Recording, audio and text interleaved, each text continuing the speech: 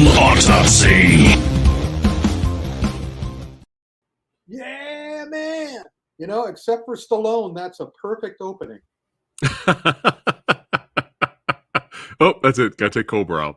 Well, you know, if you put another Stallone film on there, you know, a Rocky or whatever, then I'd go. Yeah. All right. Demolition Man? Maybe. All right. I'm warming up to that. Yeah, okay. Yeah, everybody, welcome to the end of July. That's right. What is going on? All my movie-loving badasses watching right now. Welcome to another episode of Action Film Autopsy. That's right. I am your host, Preston, PhatSamuraiGuy, hanging out with Kung Fu Sifu Santa himself, Rick Myers. Welcome back, Rick. Thank you. It's wonderful to be back. Especially, Yes. you know, I'm recovering from my my little friend that I picked up at the Comic-Con, and but I'm still seeing all the movies. Yes. He did it for you guys. He did it for you, you fans I didn't do it for me. at Comic-Con. I did it for you. Yes. And, you know, it taught me an important lesson. Yeah. Don't do anything for you. Only do things for me. Only do things for me. That's it. I was doing this for me. It wouldn't have happened. Yeah. I was doing it for you. Oh my goodness. Well, we have two special guests on the way. They'll pop That's in a little bit later. Ooh, That's for right. all you veteran fans of the original Action Film Autopsy podcast, Veteran. you will recognize the voices. There But- you go. And also it was a shame because I was supposed to see them in San Diego, and they did come, but I was gone by then. Right. So this is our little reunion. Yeah. At least via video, but we won't want to get ahead of that. Yeah. And also, this is the unveiling of the Rick collection. I've already shared with Phat Yes. the link up so you could get a piece of me. That's right. It's down in the thing. Check out the link in the description box below, baby. You want a piece of me? You want a piece of me? You want a piece of me? Oh, you want a piece of me? You want a piece of me? You want a piece of me? You got it! Get a piece of Rick.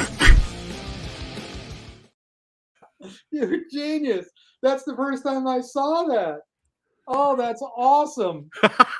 Man, oh man. Thank you. And also, has Ridiculous and the Sublime. They have Tiffany Taylor on one side, and they have some of the Kung Fu stuff on the other. Let's check it out. That's awesome. Thank you, Phat. That's really beautiful. I had to surprise you there. But all you guys, hey, there's some cool merch, photos, autographs, all kinds of awesome stuff. Throughout my career, I mean, yes, movies, television, Kung Fu, artwork, comic strips, everything I've done. It's from all 50 years.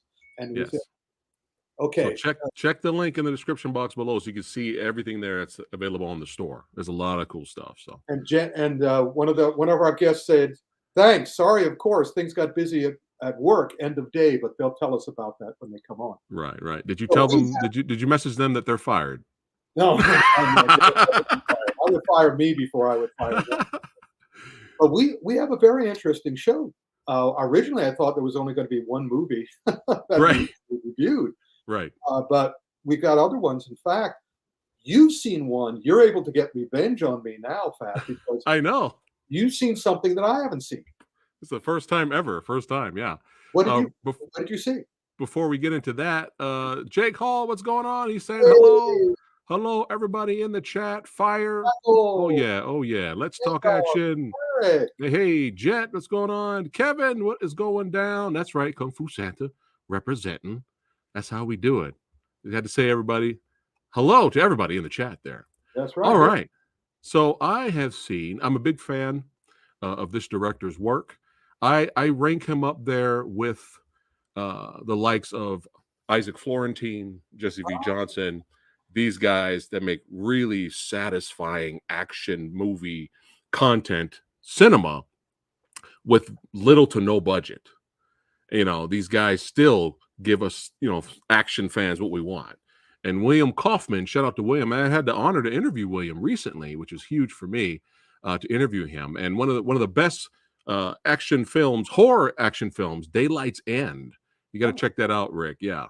That is phenomenal action horror movie. But his newest film that dropped, it's funny because He actually has 2 movies that came out in July. So we have The Channel, which I'm getting ready to show the trailer to, and Shrapnel, which sounds like a lot of fun. I got to catch up and see that. But yeah, here's a little taste of The Channel. Let's rock and roll. Give me the key. Just relax. Heads down, eyes down. This ain't worth dying for. 3 shooters, all ex-military. Not just military. These guys are gunfighters. The Irish Channel to get lost in right there. FBI robbery task force? How'd they know? Let's go get our money. You're a little light, don't you think? We ain't had no choice. Tell me more about these brothers. The younger one was the smart one. Everybody just calm down. The older one was the mean one. So I apologize. You're not gonna be happy till we're all dead. You've always wanted that warrior's death. I ain't afraid to die, bro. I ain't leaving you here with this psychopath. Woo! Wait! This how you get a party started.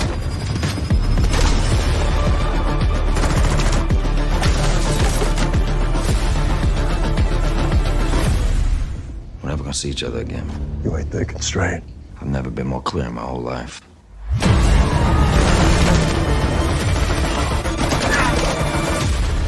Did I tell you you were gonna wish you killed me first?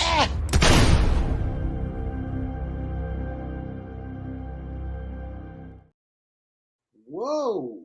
Yeah. That looks right up your alley. That's badass. Yeah.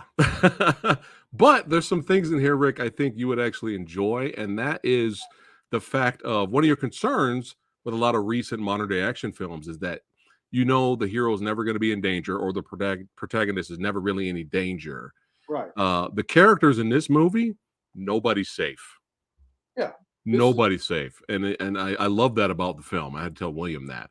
So, but yeah, it's great, man. You will enjoy the way he shoots action, Rick. I think you'll appreciate the way he shoots action because he's a military background.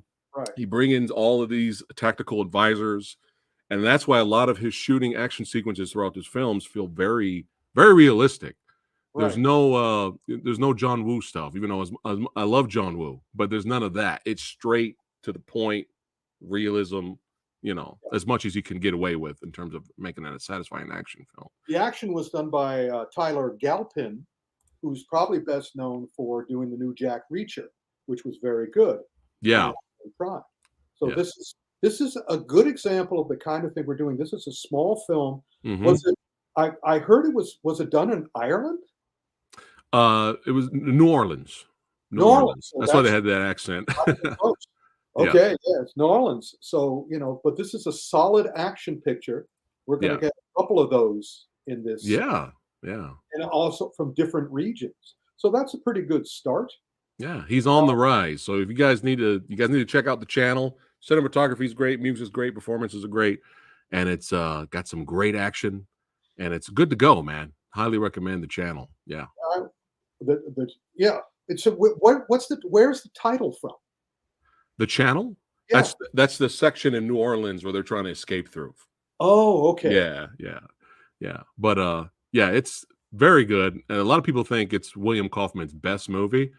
It's up there for me. It might be. But Daylight's End, that's the movie that made me a fan because it's action horror. So I'm like going crazy over that. But he's on the rise, and I support him. So I'm going to be talking to some cast members tomorrow from some of his movies. Awesome. What's the other picture? It's called Shrapnel, which looks pretty good too. But I didn't get a chance to see it, so maybe we can feature that on the next month. Well, there you go. But it's coming out in July. But this is the end of July, so is it coming out in July? Or is it coming out? It's already out. Yeah, that's what I'm saying. He had 2 movies come out in the same month. Where can you see it? Shrapnel, you can find it on Amazon Prime and stuff. Yeah. Oh, it's on Amazon Prime. And how about the channel? Where can you see that? Same thing. Streaming services everywhere. You can find the channel. So hopefully we get Blu-rays of those. Well, movies. in the meantime, our next feature, since our guests aren't here yet, is you can only find on this channel. That's right. Hiya. Over there, and this is a very interesting movie. Yes, it is very interesting. Did you see it? Yes, I kind of talked about it a little bit. I thought I had it over here still, but here it is. Here it is. There we go. I got the Blu-ray here. Originally known as The Assassin. Yes. But they were wise to change the title because there's already another couple of movies called The Assassin. Right.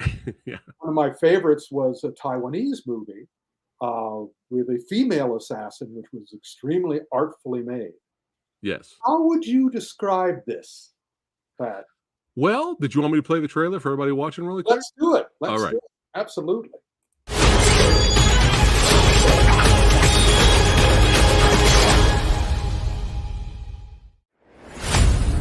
혹시 이난이라고 들어보았어? 조선 최고의 살수.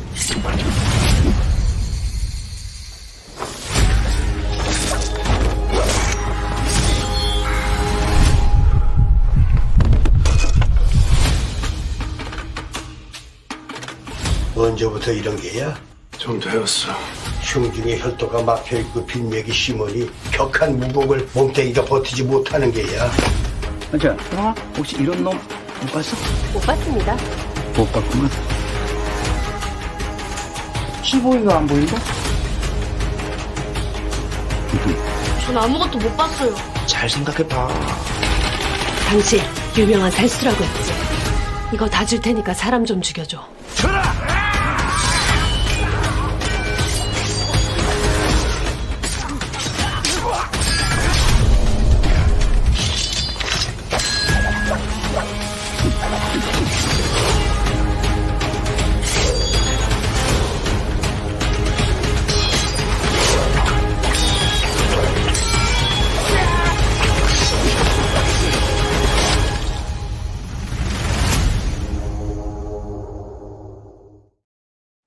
All right. That's it. All right. That's it. All right. Yeah. Uh-oh. Before we get into it, I think they have arrived. The legends are here. Let's Prepare see. thyself for awesomeness. That was too much. Jen. Hey. Jen and Miko. It's Jen Hurler, Miko Mai. Guess which is which? There they are in their fabulous place. I get to see their faces for the first time in years. Yes. And they were oftentimes my guest hosts or co-hosts, audio version of the podcast of Action Film Autopsy. Now they're back. Thank you. Yeah, thank you. It is weird. It was such a normal part of our lives, and then obviously everything changed. Everything hopefully changed for the better, right? Yeah, I'd say so. I mean, I was late today because I have a fabulous job at Warner Brothers Animation, so it changed in that way. That's been fun. I'm sad. I want Rick to come visit though and see the studio. Eventually, I will. I hope. And Miko, are you still working at the same place that I heard the last time? I'm with DreamWorks Animation at the moment. You're back at DreamWorks. Yes. Living the dream. They're both living the dream. That's awesome. Yeah. Thank you. She's living the Warners. He's living the dream. So here we go. And also, now I thought they would be here for the whole show, but Jen made it very clear. No. I'm sorry. We're double booked today. Yes. Oh, really? Do you have something else going on? Yeah. We're gonna go see Oppenheimer tonight. Oh, there we go. How soon? How soon are you going to? We have it starts at 7, but we have to get over there. Okay, well there you go. Of course. So let's get to it. We're gonna temporarily delay Night of the Assassin review, but it can wait. Yeah, sorry about that. We can come back to it. Don't apologize. You're going to be talking about. When I had to leave early from San Diego, I got a wonderful text from them saying, "Oh, and I really wanted to talk to you about." No, Nico said, "Jen really wants to talk to you about Mission Impossible." Uh-oh. Yeah.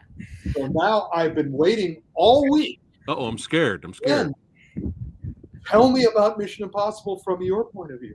I wanted to fall asleep. Wow. I was struggling to stay awake, and I loved the last couple. It's not even that I feel like the series is going downhill or anything. Something about this one, I just was not feeling it this time. So the pacing was off. It was too long, or It was too long. The pacing was off. I feel like, I know a big part of the Mission Impossible marketing and the series obviously is very much built around that Tom Cruise does his own stunts and everything. But it was still like so much of it for me, and maybe this is us being like animation people. I was like, okay, but he was still like running on like a ramp, like surrounded by blue screen, and like it was still a little bit like, I mean, obviously that one stunt he did was like amazing. Like, yeah, but for me, the same thing. Like when I look at the VFX in this film as well, like some of the stunts, if you told me they were done in a computer, I wouldn't have known. I think that's the difference. Like so the ramp is the one that they heavily promoted. Yeah. But the one that was on the train when they're fighting, yeah. I didn't know that wasn't done on a blue screen. I thought that was done on a blue screen. That was actually done in a real train, but because of the amount of digital background that they have to place on it, it didn't like, it just didn't click. So I didn't feel the impact of, there's actual danger. Yeah. I just felt it's kind of safe. Like they're on the train, they're on the moving stage with winds blowing. That's how I feel about it. Yeah. I agree with you guys 100%. Here's the situation. For Top Gun, everything seemed super real. There seemed to be, real gravity, real weight involved, or weightlessness when he was in the plane. But you could see it in his face. You could feel the whole thing. And what I've been complaining about all this time, and we'll be getting more into this after you guys, is that physiology-free video game action. This, unfortunately, he's actually on the side of a building. He's actually doing fighting. Right. Here, he's running, but especially this train sequence, it might as well have been a video game. Yeah. Yeah. I said that during the movie. I turned to one of my coworkers who I saw it with, and I was like, I feel like I'm watching a video game, because it felt like we were truly going from platform to platform. And I feel like that's it too, where I had issues with the action, but then for me, the story felt very stop and go. And then, I don't know how much you want to get into this. For me, it felt the amount of weight that he gave the Haley Atwell character just did, this was a character that he had no reason to keep being so insistent upon, especially compared to some of the other characters that he's had these multi-year relationships with. But she got elevated so fast to be trustworthy, despite literally the entire gag was that she always betrayed him. And for some reason that made him want to double down. And I'm like, that's not what you would do. Someone has given you clear signs. So it just felt a little out of character. But again, it felt like they wanted a new, fresh face into the cast, whatever it was. We got Frank Jang in the house. Whoops, wrong one. Hold on. Frank Jang, what's going on? Oh my gosh, Frank. Mission Impossible was fabulous, but he likes drone shots, so we don't have to listen to him. He just loves the drone shots. It's Michael Bay stuff. But I was watching the whole movie. I was enjoying it at first, and then I kept on doing this. This is my impersonation of me looking at the screen. And I was wondering, I was saying, is this Indiana Jones? Because we have this female character, and then, who's being promoted above everybody else. But then I'm going, is this Secret Invasion? All these wonderful characters who we like a lot who are being killed. We're being killed like that. And it's just kind of like, okay, they're dead, don't look at them anymore. Forget about them in the last couple of movies. Even though you loved them in the last couple of movies, well, they're dead now. We got rid of them. And I'm just like, we're falling into the same problem. I was not surprised that this movie got soft in its second or third week, because it slowly sank in. People went like, I really wanted it to be great. I thought it was going to be great. I think it's great. It's like the Phantom Menace problem, which is you want to like it so much, but then it sinks in. Yeah. Yeah, and for me too. Hold on a second, guys. I'm hearing feedback this whole time. Somebody got a window open or something, or? Oh, okay. Because you're kind of. How's that? We're in a. Hey, there we go. Now I can hear everyone's beautiful voices now. What was that? All right. Was it a fan? We had a fan on, yeah. Oh, okay. But I was thinking, a lot of the times it doesn't pick up, but I don't know. It's fine. This time it sounded like, it really sounded like Tom Cruise was running. So there were no good stunts at all. There was nothing. No, I mean that's not true. There weren't This good scene, stunts. Actually, the one that you're this scene was showing really fun. Yeah, the Oh, one. and by the way, you know where that scene came from? No. A James Bond movie. Oh, okay. Oh, okay. That came from View to a Kill. It's the exact same sequence. Oh. James Bond and the girl have, they're looking around and they wind up in this little tiny car. Yeah. And I'm going, same color. It's the same color. Oh, so I feel like, is it more? I mean, you have to. I feel like chalk it up to an homage then, because they would know better. Right. That's another issue that I've been having with the films for this month. We'll be getting into that, where people are just doing homages to what they've done before. It's been a while. It's reboot city, Rick. It's reboot city.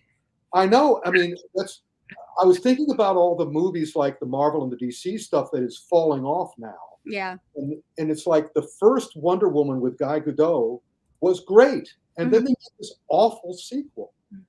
And it was like, well, why did you do that? And it's the same thing that's happening with Marvel now, which is Marvel proved over 10 to 15 years that they know what they're doing. Suddenly they go, okay, let's throw all that out. Yeah, it really they flushed it so quickly. I feel like the level of drop off for them is like a case study, and like it's crazy. For Marvel, yeah. I'm a writer, so you know what word I'm going to use because I'm a writer. It's a writer's word. The drop off was precipitous.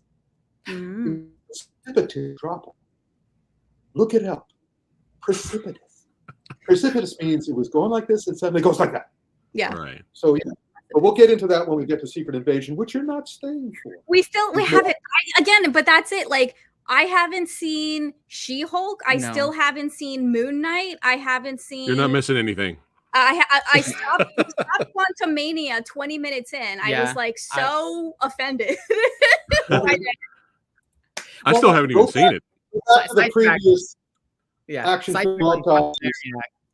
sidetrack on that. It's literally like they went into this world, Quantumania. They went into this world, and there are just human characters doing human things. So, like, what's the difference between that and any other world? So, like, that for me is the biggest like jump and shift. Well, for me, it's like every single movie up until Endgame was anchored by a character we've met and know.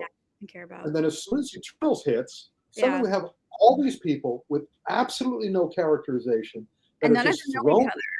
Yeah. And then we get, and I love Doctor Strange. I thought Doctor Strange was one of the best kung fu films of the Marvel stuff. But then he does the Multiverse of Madness, and suddenly it's a Rick and Morty cartoon.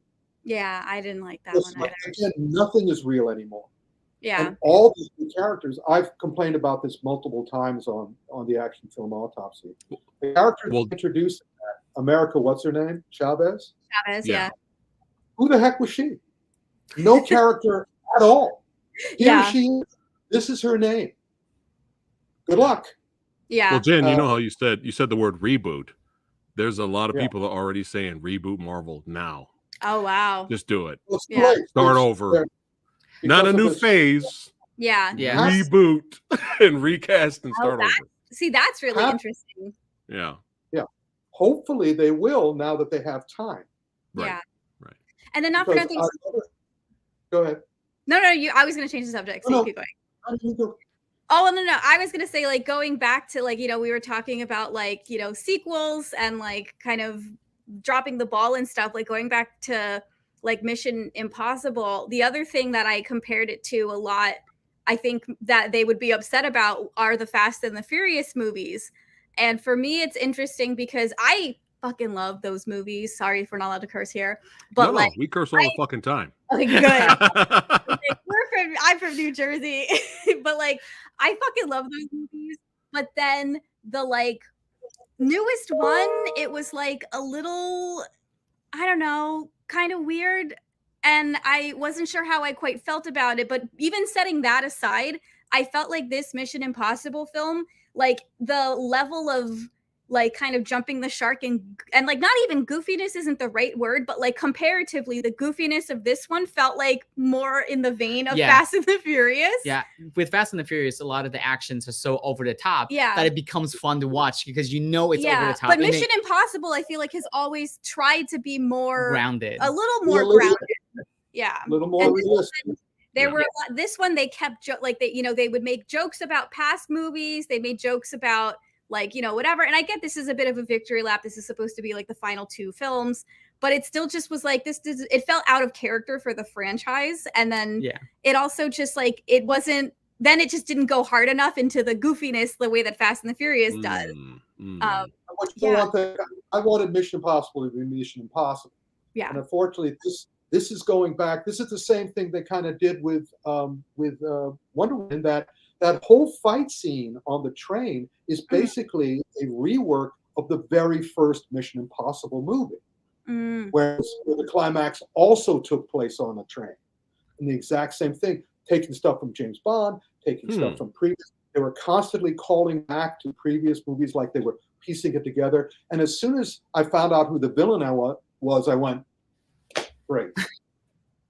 And another thing you can't get a handle on. And all these retreads coming back from previous episodes, but all being attached, and none of it has any meaning. Yeah. Previous things had meaning. This has like none at all. Yeah, and it's like, yeah. Well, but for me also, like some of the actions set pieces does not make sense in the context of like realism. Like that scene particularly. Oh, this one annoyed me so fucking much. Let's take care of Tom Cruise in a little hallway where he had nowhere to run, but instead of using guns where he would just be dead instantly, let's use sticks. And also, let's not kill this woman who's trying to kill you for whatever reason. Sure. And then later on in the bridge scene, hey, you have a long sword, you're fighting someone against a little tiny knife, but let me go close. Let me do close range fighting. Let me do close range fighting with a long sword against someone with a dagger. Yeah, and it's it's very much like like they needed the Rick Myers lecture of like the fighting is not doing any storytelling. Nope, it's completely missing from the fight. Like they're cool, like if as these self-contained fights. Some of them are not shot very well. I should take that. The hallway fight was cool because you can't really. I don't know. I like when they cut wide, but I feel like, there's something about close range fighting like that that's really cool that you really kind of don't see a lot. And I feel like it's because a lot of Hollywood tends to like cut really wide so that they can hide, the actor's face or the stunt performer's face.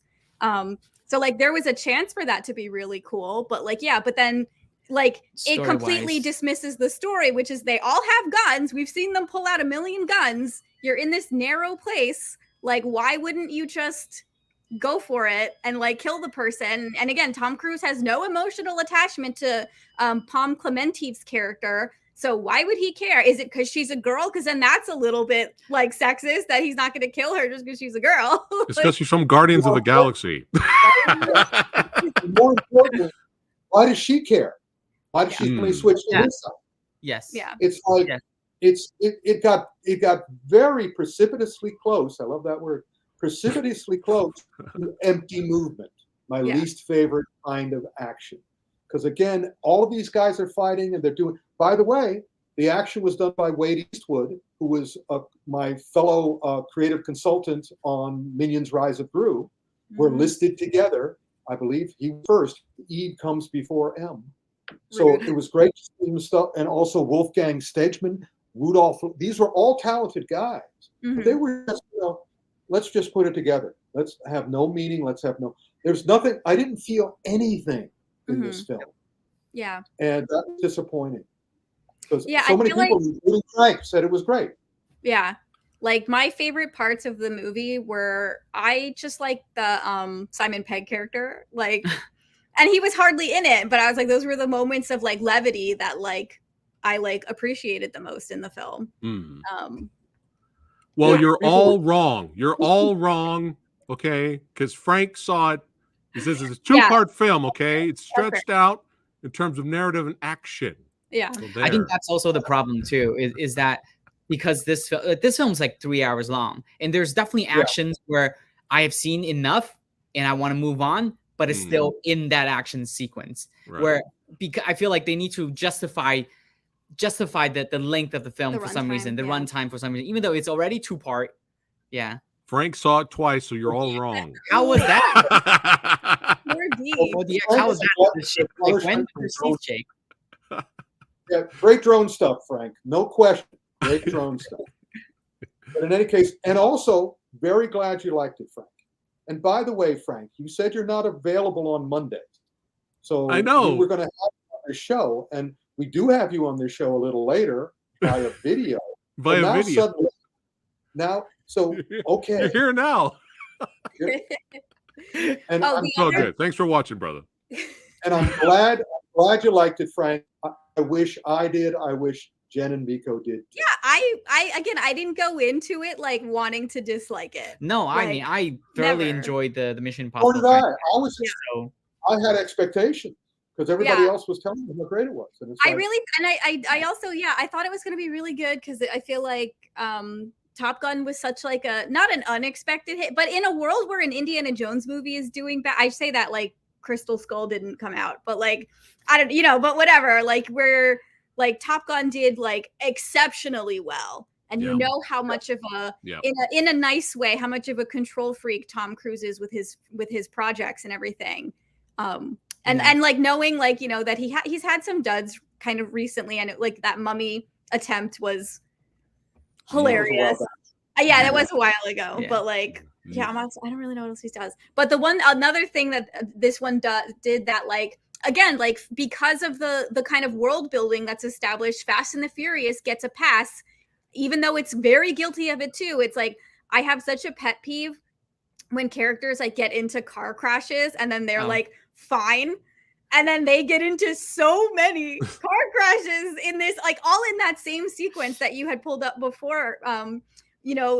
Like so many hits and so many things that would have just knocked them out. Like, and then they're just to get out and they're running. And I'm like, I'm feeling like I dodged another bullet.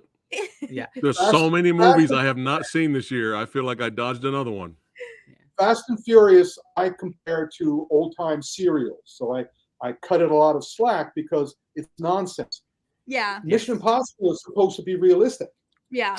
As far as I'm concerned, I want it to be realistic. Yeah. It's not. It might as well be Fast and Furious. It might as well be Indiana Jones.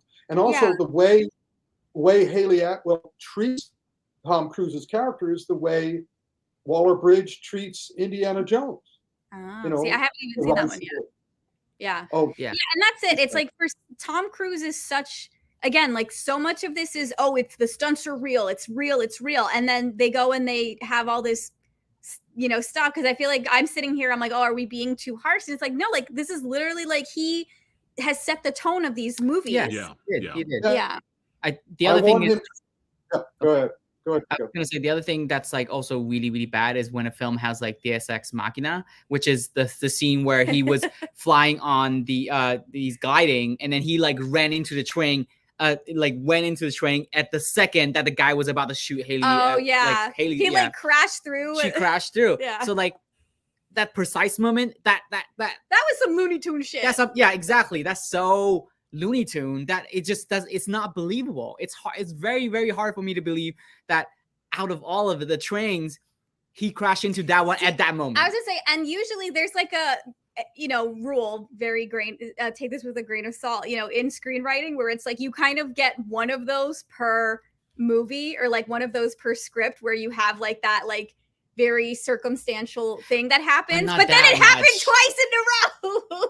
Wow, this sounded like old school James Bond in a way, a little bit, where we kind of like a Roger Moore era. It sounds they borrow so much of this movie from James Bond and the Roger Moore era. Yeah, because Roger Moore had fights on the train, the same general thing, except they had better special effects in this and better and all the rest of it. Right. What I want for the next movie is I want the movie to start with Tom Cruise running with that Tom Cruise running. And then to let me and the rest of the world know that he's learned his lesson, I want him to slow down, stop, put his hand on the wall, and start breathing deeply. and then do this to the camera. Then go, wait a minute. No, he like is in denial that he's aging. That's he on will his never contract. do that. That'd be hilarious. In this movie, he runs exceptionally. Like he runs so much more in this movie. Yeah. I don't know because the Like, runtime he runs so much It more. was almost a joke. It Yeah. almost Yeah. became a joke. It's a meme. Like I feel like it's an in-universe meme. And again, it's like this series never really. I like this one because they never really reference themselves. You know, like they'll reference past cases and they'll, you know, they use the same like the mask technology. Like obviously that's kind of a thing you expect every film, but like not in a way that it's like they're like winking and nodding at the camera. Like it's just like, no, these are the tools that they have and they use them. Whereas this one, it was just like a little bit too like self-aware.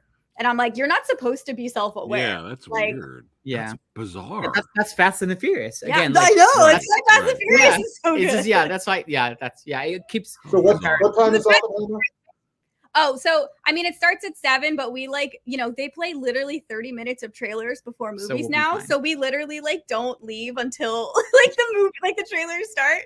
Because like I refuse to sit for 30 minutes of trailers. Well, I have a question for everyone. So now that this did not make the money that they wanted it to make, when Maverick came out, they were like, Tom Cruise is saving cinema. When Mission Impossible, before that came out, they were saying Tom Cruise is going to save cinema again. It's not looking like it. So it didn't make Barbie saved cinema. So what do you? So do you guys think? I know Tom said he'll play this role till he's 95, but do you guys think because it didn't make that much money or made what they wanted, part 2 will be it? Part 2 we'll is see. wrapping it up. There's no reason to call that. If part 2 is a success, then all bets are off. So I'm not the amazing person. Yeah, I think for me it's frustrating because I think like what constitutes success in this industry is very warped, where it's like the movie didn't do like bangers at the box office, but it did fine. But it's like we live in this fake world of infinite growth where it's it's the expectation. But that's I know, but it's still like did fine. Yeah, that's what's annoying about this, where it's like, yeah, it didn't hit the predictions, it didn't like break any records, you know, whatever. But it's like it made back the amount that it cost. For me, you know, where I'm like, it's for me, it's also this ties into my like issues with like the big studios. You know, we've kind of ignored like the mid-budget movies have gone extinct. That's right. And stuff like that. And everything is like, if it doesn't do better than the last one, it's a failure. And it's like, that's not really true. Like there's so much more films out. There's so much more content in general. Like, you know, there's so many circumstances where it's like, this did fine. Like, well, also in terms of like its release schedule too, it's released right before Barbie and Oppenheimer. When I was looking for IMAX screening it got totally boxed out. It was for IMAX maybe a week and a half before it totally gets switched to Oppenheimer and Barbie for the Adobe ones. Yeah, that's it too. There's just like it used to be like maybe like 3 blockbusters films a month, and now we got 3 within like 2 weeks of each other. Yeah. Right. Well, yeah, you're right. It's stupid to expect for these studios to expect Tom Gunn Maverick money every movie. It's like, come on, man. Yeah, like it's that's just what they're hoping. Yeah, but I understand that. Yeah, it makes sense too, because I do feel like there is this notion, like I feel like you hear people say like Tom Cruise is the last big movie star, action star, yeah. And like I think that's like an extreme, but I do understand. Like I agree with that sentiment that like there certain names definitely pull things the way others don't. But I do feel like, you know, there is an argument that like his star is fading, which it sounds a lot meaner than I mean it, but I just mean again like there's, you know, again, everybody's jumping to conclusions. Yeah, he may not be, he may, but you know, right now, and also they instantly react to any stimuli. Yeah, but that's understandable. But the truth of the matter is, it was true 60 years ago when I started watching movies. It's true today. The best movie wins. And you know, Barbie, Oppenheimer, Spider-Verse, Across the Spider-Verse, Guardians of the Galaxy 3. When I look at those amongst all these other movies, those were my favorite films, and those are the ones that did the best. Because what happens is that the people who want to see the movie the first weekend go see the movie, and then they tell their friends what they thought of it. And if they tell their friends it was amazing, you have got to see it. Yeah. Then, but if they say, yeah, it was okay, Yeah, and like we saw that in real time with Pixar's Elemental. Like that one, that had legs, and like that was the thing. Everyone wrote that movie off when it didn't do well that first weekend. And part of it, and again, like that's also like not fair because Disney has trained us to expect Pixar movies on Disney Plus. Like that's audiences expect that now. Yeah. They shot themselves into it. That happened with Zootopia too, and it may have happened with Coco. We saw Coco together. I don't know if we saw Zootopia together. We did not. Zootopia, yeah. I was so excited because it did better the second weekend, the third weekend that it did the first. But again, that's because the audience knows. The audience. Well, Rick, you're wrong. You're wrong, Rick, about Barbie because Frank said it was garbage. Oh, there you go. Here's the question, Frank. Here's my question. Politely disagree. Okay, here we go. Frank, listen to me here. We've got Mission Impossible: Dead Reckoning Part 1, and we've got White Storm 3. We've got White Storm 3, Frank. How does White Storm 3 compare to Mission Impossible? Go ahead. Fight your little fingers off. Little Mister couldn't be here on this show today. I will have to say this. I agree with what everyone's saying here. I do have to agree. I agree. But not everything that makes $1 million is a good movie out there. Let's be honest. Let's be real. You know, there's some trash that makes a lot of money. Name one. Name Avatar. It. Avatar. Fuck Avatar. Well, you know Avatar. But Avatar is a great film. Jon Favreau, the CGI, the hyper realistic Lion King movie.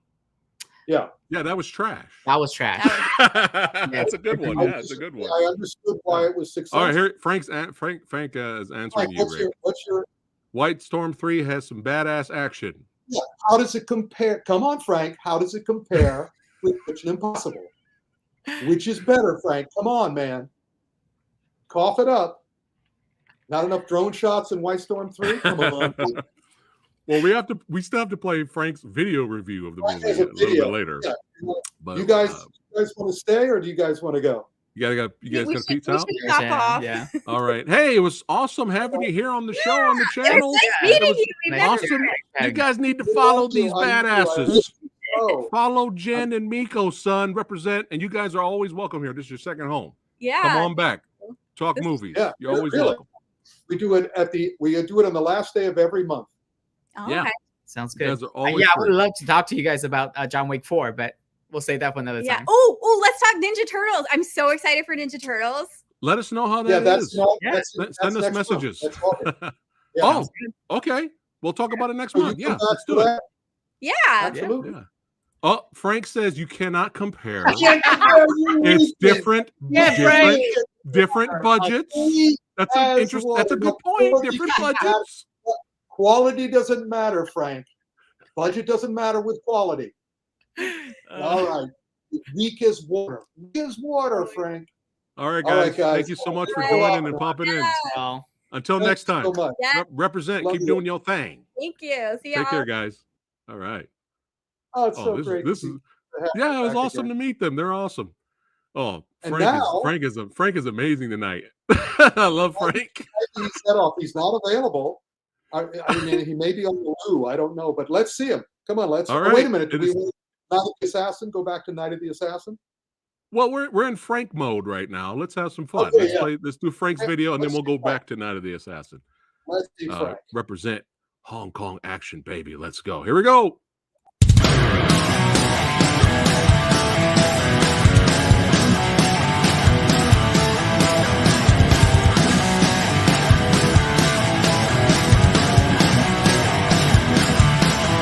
Hello, Frank Jan here. Sorry I couldn't make it to the action film Autopsy this time. However, I'm here to give a quick review of White Storm 3 Heaven or Hell, the latest entry in the White Storm series, this time directed by Herman Yao and starring Louis Koo, Aaron Kwok, and Lau Ching-wan. This story is completely separate from the previous two stories.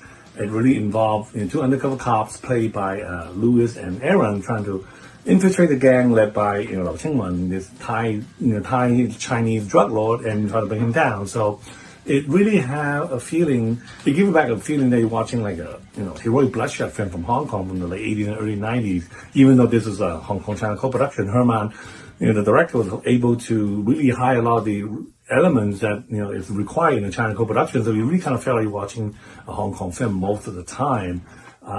They all three of them gave great performances, but Sean Lau Ching-wan really stole the show as a Thai drug lord with his flamboyant performance, and the action is actually pretty incredible. He started out with this great shootout in Hong Kong, in the Hong Kong harbor, and then it leads to them going to Thailand to try to hunt down Lau Ching-wan, and then it kind of led to this almost like a huge army battle. That's almost like Michael Bay, like a Michael Bay film with great explosions and stuff.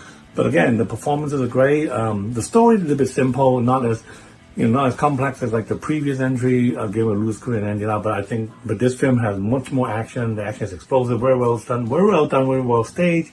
And it, again, like I said, really felt like you're watching one of those Hong Kong films that you used to see back in the 80s and 90s. So if this film is still playing in your area, in your local theater, I highly recommend that you check it out. Until next time, take care, guys. There we go. Peace in the Middle East, man. But Yeah, man. he said the magic words, Michael Bay. So I knew he loved it. He said he loves Michael Bay stuff. But I'm also, excited to see it. I'm looking forward to seeing it as well. Oh, there you go. Thank you very much, Frank, there we go. Frank is typing in again. Next month, Frank, you have to explain this episode. You have to explain your presence in this episode. You wouldn't amazing. show up in person, but you're typing and you're videoing. This is amazing. Whatever. It's really hilarious. Thank you, Frank. Very helpful. Thank you, Frank.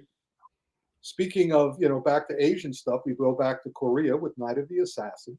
You saw the trailer. I don't think we have to show that again. You know me. I mean, another thing that I'm getting tired of in cinema are all the assassins. All these movies give the impression that I used to say a quarter of the population were hitmen. Now I'm saying half the population, as far as cinema is concerned, is all hitmen. But what's great about this movie is, first of all, it's Korean, which is cool. The actor. This is a movie of what would happen if your dad was an assassin. This guy is a dad actor. And also, they do something at the beginning, which I love, because I use this as a comparison all the time. When I'm teaching film to students, I always say the way you involve, and I mentioned this when I was giving my talk at Walt Disney, which was one of the ways to involve an audience in the action, so it's not empty and physiology free, is that at the very first fight in the movie, the hero gets his rib cracked. And the doctor says, if somebody hits you there again, your bone will break off and go into your heart. That'll kill you. So for the rest of the fight scenes, the audience is going, oh, well, look, protect that area. So it starts getting you involved. So here, our dad assassin, he has a heart attack. Then the doctor says, yeah, you can't do this shit. Yeah, but no sure sex, enough, no martial arts. Yeah, and also the actor who plays him, he's very well known for doing comedies and soap operas and stuff like that there. So he's like a perfect choice. And I was just fascinated by it. I mean, the action is not amazing. Pretty much that trailer you showed is all the action in the movie. Yeah. But he's great. It's not a very long film. And they get increasingly quirky. I mean, the guy who's trying to put him down, who you also saw in the trailer, is going, who is this guy? And the little girl going, I don't know what you're talking about. It's a quirky little movie. And then the ending comes as a surprise where I can spoil it because I always do. Yeah, spoil it's fine. The whole movie is like, you're going to have a heart attack again. You're going to have a heart attack again. And the end of the movie goes, no, I'm not. No, I'm not. And the ending, it turns out to be there's a master villain behind all of it. And he goes, I'm going to go after him. See you at the sequel. And I went, okay. We found the MacGuffin route to make the herbs all that stuff to before, the healer. All that stuff before was not true. In other words, you have a quack doctor. The doctor, I was wrong. No, you're perfectly healthy. You can kill as many people as you want. And you were just having bad indigestion. That's what that was. It wasn't even... But it's fun. He needed some movie. Tums. Yeah, it's a fun little movie. But and let's see. Yeah, the director. That's a perfect way to sum it up. A fun little movie. Yeah. That's perfect. It's a fun little movie. The director has only made 3 films, and really? he has like a 5-year gap between each film. The first one was Sweet Second Love, was his first movie, and then he had Ashfall, and now he has this one. Okay. So I'll be looking at the rest of it. All right, what do you want to do next? Well, we had Sound of Freedom. You want to go to Hidden Strike or Sound of Freedom? You want to skip Sound of Freedom? Sound of Freedom really is an action film. And It's also a political football, and it's kind of like it's a fine little movie. It was made in Mexico like 5 years ago, right? And now it's being grabbed by all sorts of political guys who are going, see, this is so much better than Indiana Jones. Oh, you stupid liberals. So I don't want it to be a football. It's a good little film, and it's an important message. As a person who knows a lot about the human trafficking situation, it is heinous, and this is a movie about a gentleman who's trying to rescue. So what you're saying is the movie's good, but it's all the stuff outside of it. The movie's okay. Shenanigans. The movie's okay.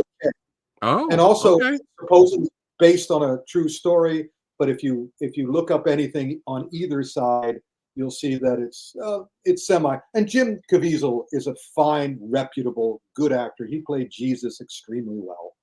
Right. And here he's. Well, you notice again. Show those pictures again. Look at that. Look at the emotion on that man's face. Look at the emotion on that guy's face.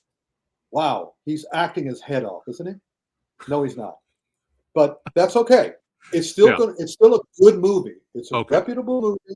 That it's a shame that they're using it as a political football. Now, let's go to Hidden Strike. All right, Hidden Strike.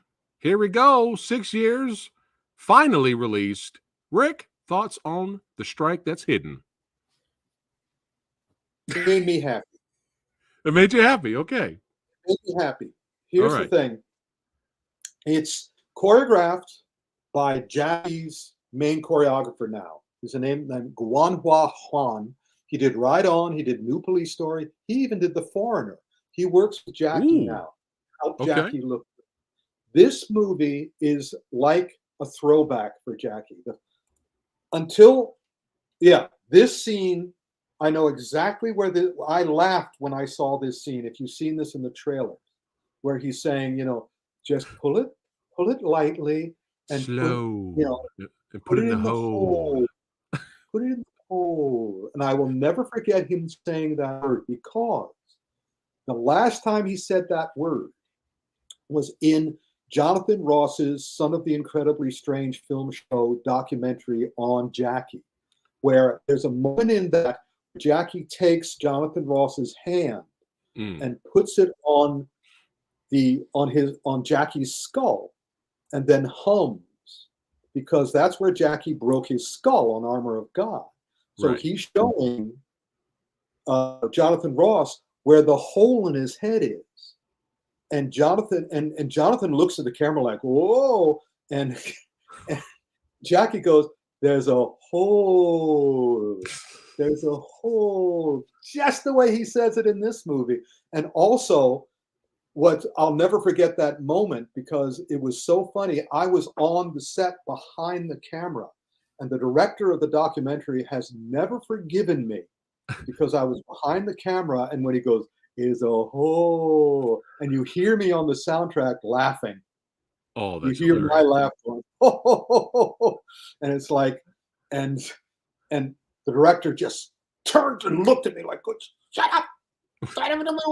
But they couldn't get rid of it on the soundtrack. So I'll never forget that moment. But in any case, John Cena and Jackie Chan make a great team. It's a shame that half the movie's an hour, like 45 minutes, and they're not a team for the first half of the movie. But once, I recommend, since this is on Netflix, just fast forward until they get together. They make a terrific team. And especially at the end, watch John Cena's improvs at the end, during the end credits, where they have the outtakes. The outtakes are hilarious. Yeah, watch the outtakes. Also, They're the really funny. action is it's traditional Jackie Chan action. Well, this stuff, all the VFX, Yeah. make or leave that stuff. Yeah, But yeah. the actual physical fighting.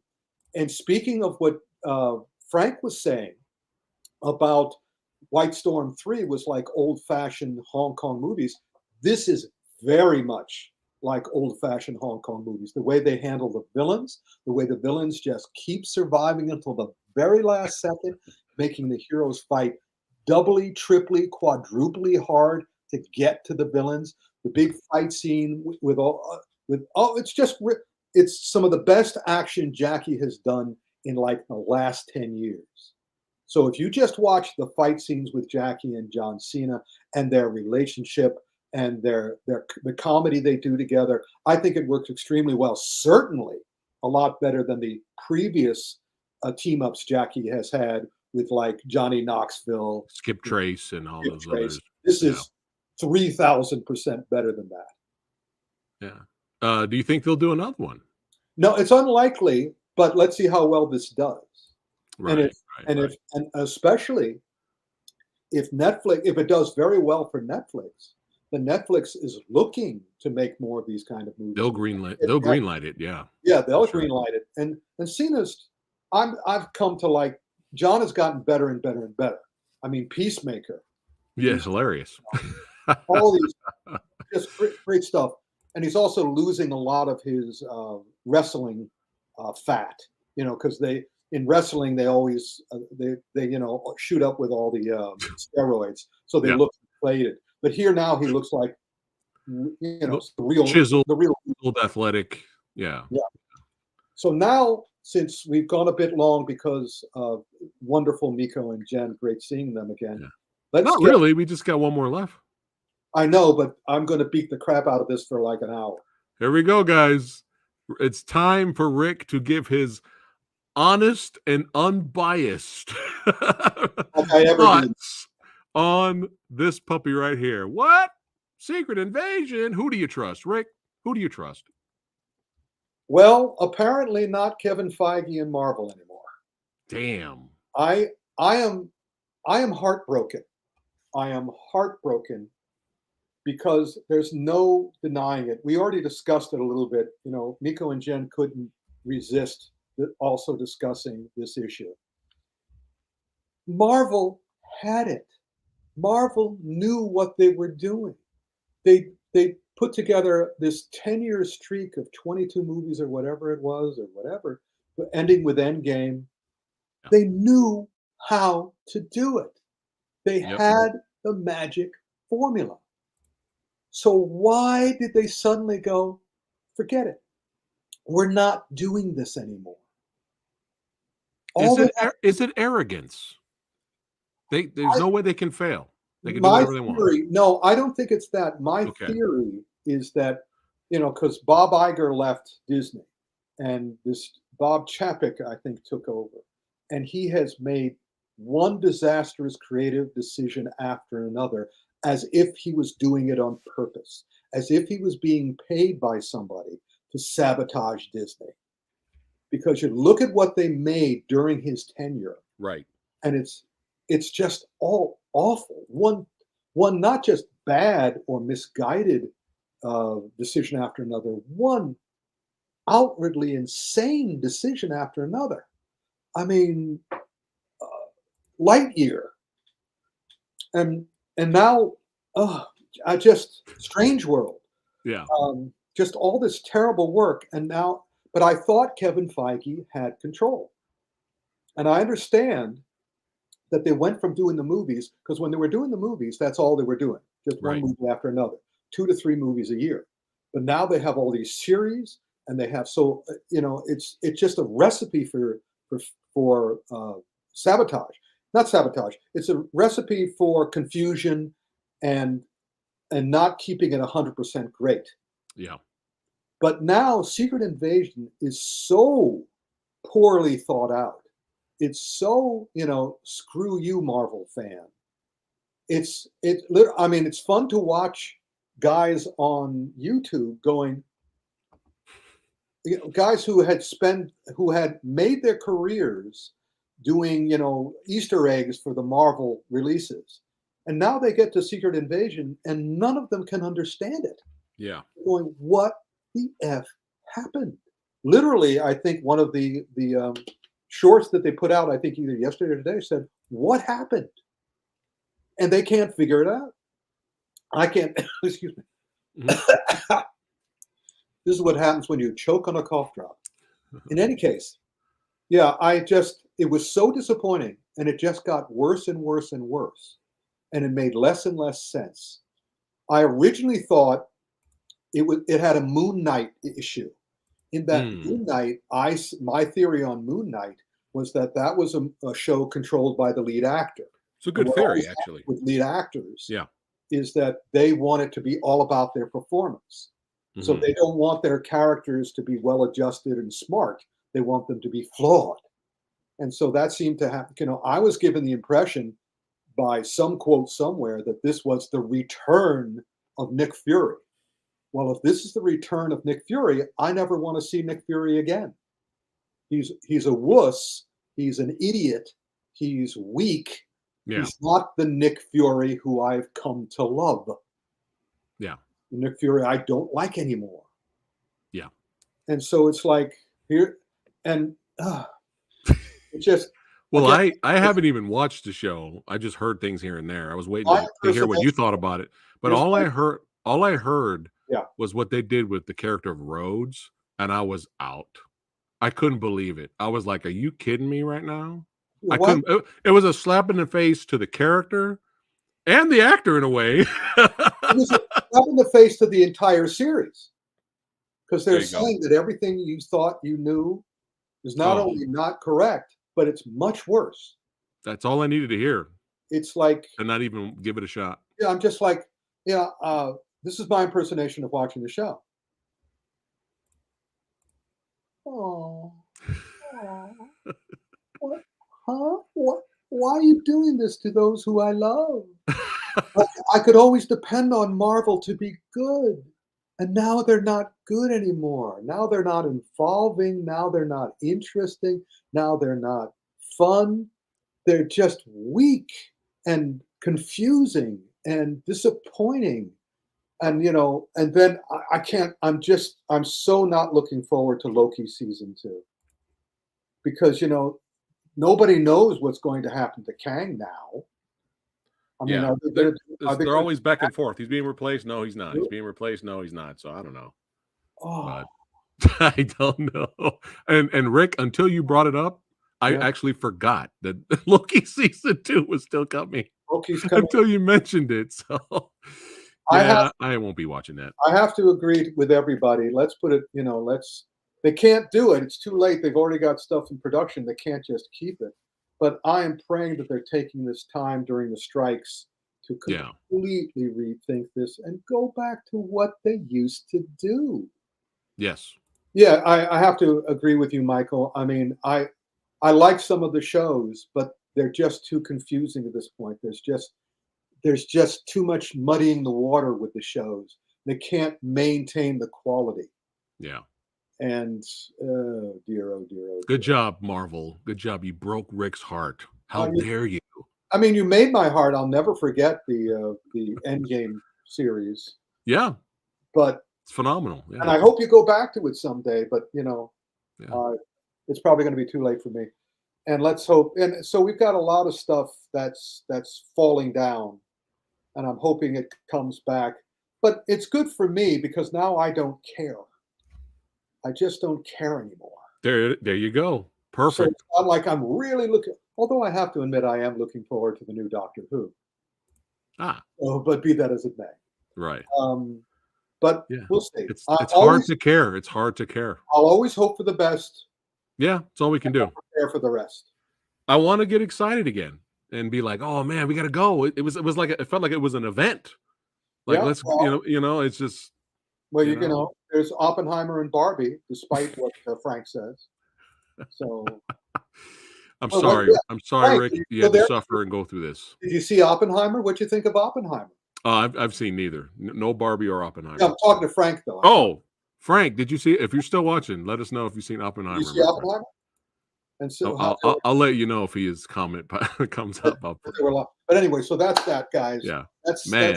the action film Autopsy. Yikes. We really did take our scalpel and cut them up good. Yep. All right. It's time for Rick's recap really quickly.